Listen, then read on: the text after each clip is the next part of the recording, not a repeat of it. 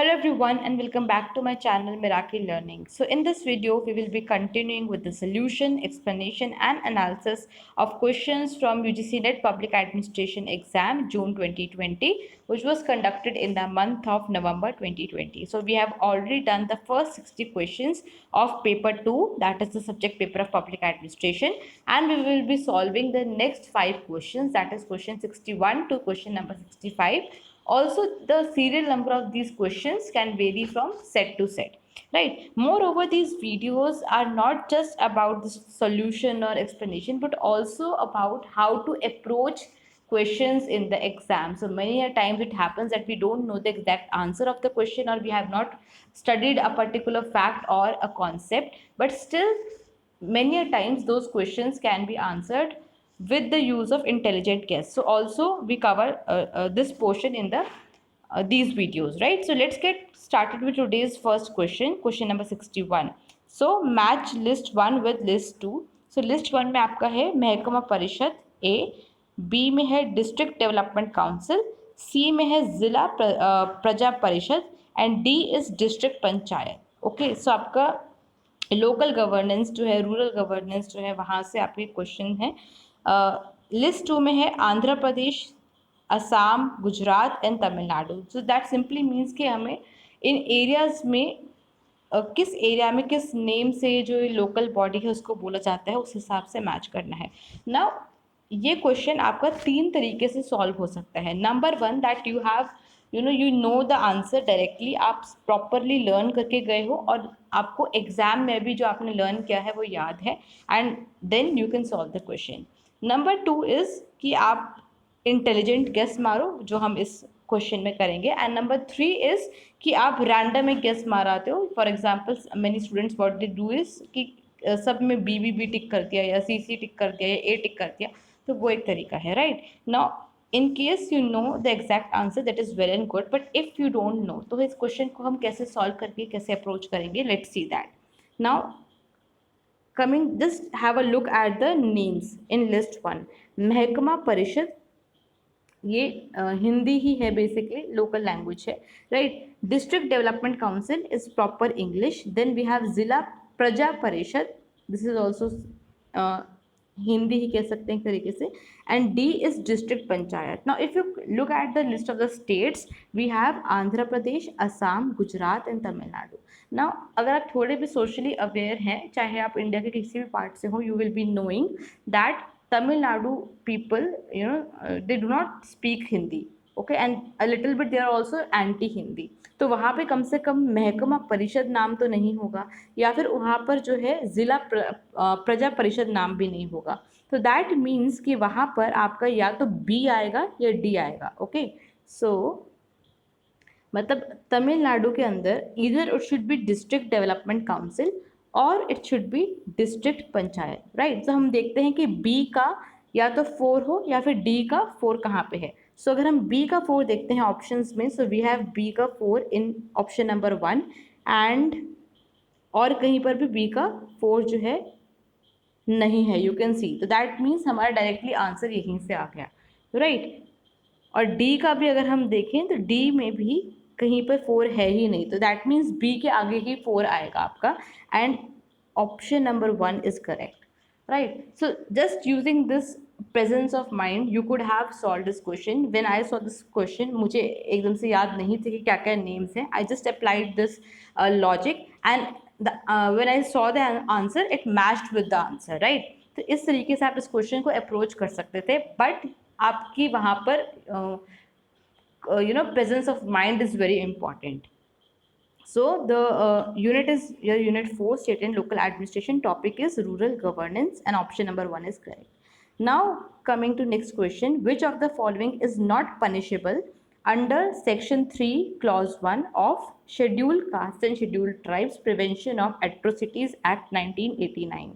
तो ये जो आपका एक्ट दिया हुआ है, scheduled caste and scheduled tribes prevention of atrocities act 1989, इसके अंतर्गत, इसके हिसाब से, इसके सेक्शन 3 क्लॉज 1 के हिसाब से जो आपको ऑप्शंस हैं उनमें से कौन सा पनिशेबल नहीं है.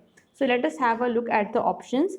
Number 1 is forcing a scheduled tribe to drink and eat any inedible substance. तो आप कोई शेड्यूल ट्राइब के मेंबर को फोर्स कर रहे हो कुछ ऐसा खाने पीने के लिए जो कि इनएडिबल है, मतलब वो खाया ही नहीं जा सकता, वो खाने के लायक चीज़ ही नहीं है और आप किसी को फोर्स कर रहे हो खिलाने के लिए। फर्स्ट ऑप्शन है ये। सेकंड है dumping waste matter in the neighbourhood of a schedule tribe.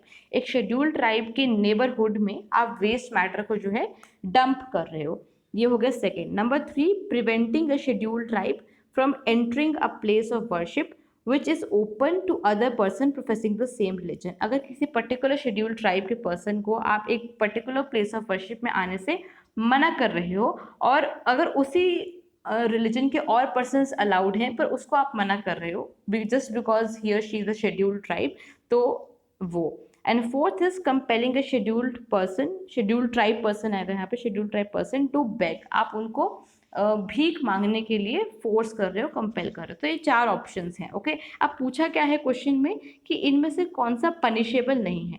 So obviously हमें देखना है कि जो स्टेटमेंट दी हुई हैं वो उनमें से कौन सी जो है बहुत ज़्यादा एक्सट्रीम नहीं है। Extreme in the case of मतलब ह्यूमैनिटी के अगेंस्ट नहीं है, right. Now forcing a schedule tribe to drink and eat any inedible substance, ये तो मतलब ऑब्वियसली जो है आप किसी को फोर्स नहीं कर सकते। शेड्यूल ट्राइब को छोड़ो, आप किसी को भी फोर्स नहीं कर सकते हो इनएडिबल सब्सटेंस खाने के लिए, राइट। तो आपका ये तो जो पनिशेबल होगा ही होगा, 1, राइट। 1 आपका पनिशेबल होगा ही होगा, तो ये आपका आंसर नहीं है। Second, dumping waste matter in the neighbourhood of a scheduled tribe. अब डंपिंग वेस्ट मैटर ना, इंडिया के अंदर लोग नॉर्मली, अगर हम नॉर्मली बात करें, कोई खाली प्लॉट होता है, कोई प्लेस होती है, वहाँ पर भी डंप कर देते हैं and there is no particular law for that.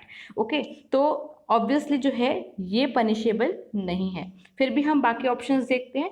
Number 3 है preventing a schedule tribe from entering a place of worship which is open to other person professing the same religion. ये जो है पनिशेबल है। अगर same religion का person उस place पे जा सकता है और आप शेड्यूल ट्राइब को मना कर रहे हो, that is obviously punishable, right. And fourth is compelling a schedule tribe person to beg. Obviously ये तो पनिशेबल होगा ही होगा, राइट। नाउ इस तरीके से आपका जो आंसर हो गया वो क्या हो गया, option number 2, dumping waste matter in the neighbourhood of a schedule tribe.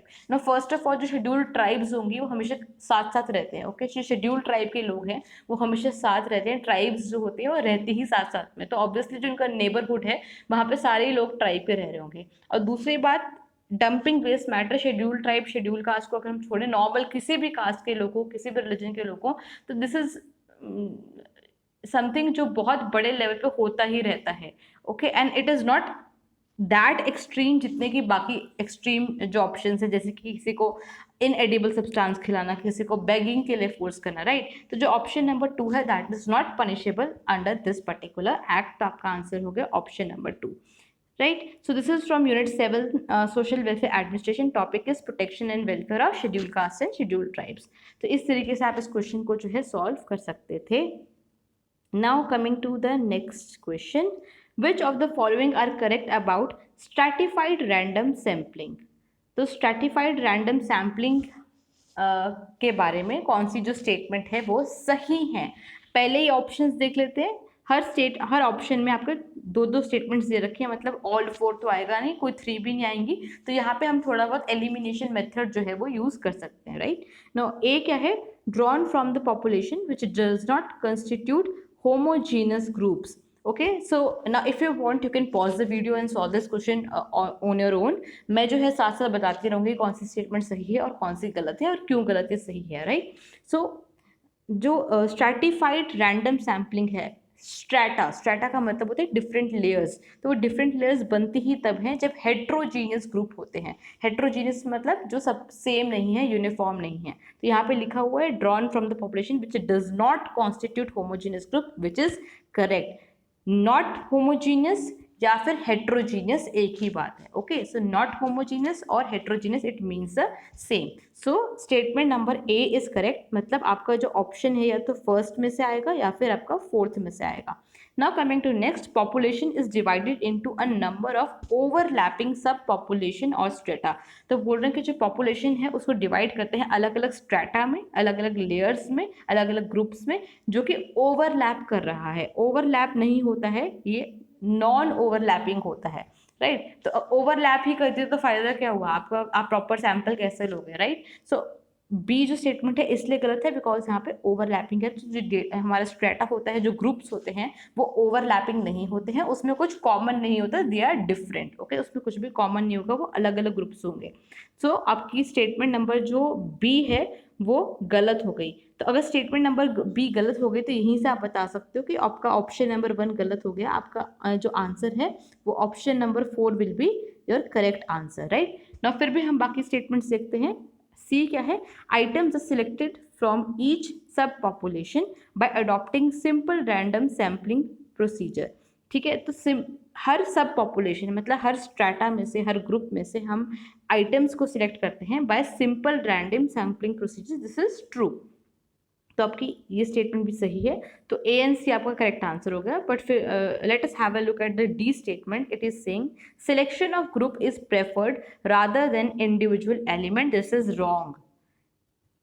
ये जो सिलेक्शन ऑफ ग्रुप होता है आपका क्लस्टर सैम्पलिंग में, ओके। उसमें क्या होता है कि पूरा पूरा एक ग्रुप आप उठा लेते हो, एक क्लस्टर उठा लेते हो, ठीक है। और हम किसकी बात कर रहे हैं, स्ट्रैटिफाइड सैम्पलिंग की। इसके अंदर क्या होता है, स्ट्रैटा बनाया लेकिन उसमें इंडिविजुअल एलिमेंट्स हम उठाते हैं, राइट। तो यहाँ पर हम ग्रुप नहीं करते, इंडिविजुअल एलिमेंट करते हैं। तो आपकी डी स्टेटमेंट भी गलत हो गई। तो आपका करेक्ट आंसर आ जाएगा option number 4, right। Now this question is from unit 10 research methodology, topic is sampling, and option number 4 is correct. I hope it is very clear to you. Next question is, which of the following statements are correct about the National Commission for Backward Classes, NCBC? इसके बारे में कौन सी statements जो हैं वो सही हैं? Again, if you want, you can pause the video and solve on your own, and then you can have a look कि इसका correct answer क्या है, right? So first statement क्या है, it came into existence in the year 1963। 1963 के अंदर ये आया। No, it came into existence in 1993।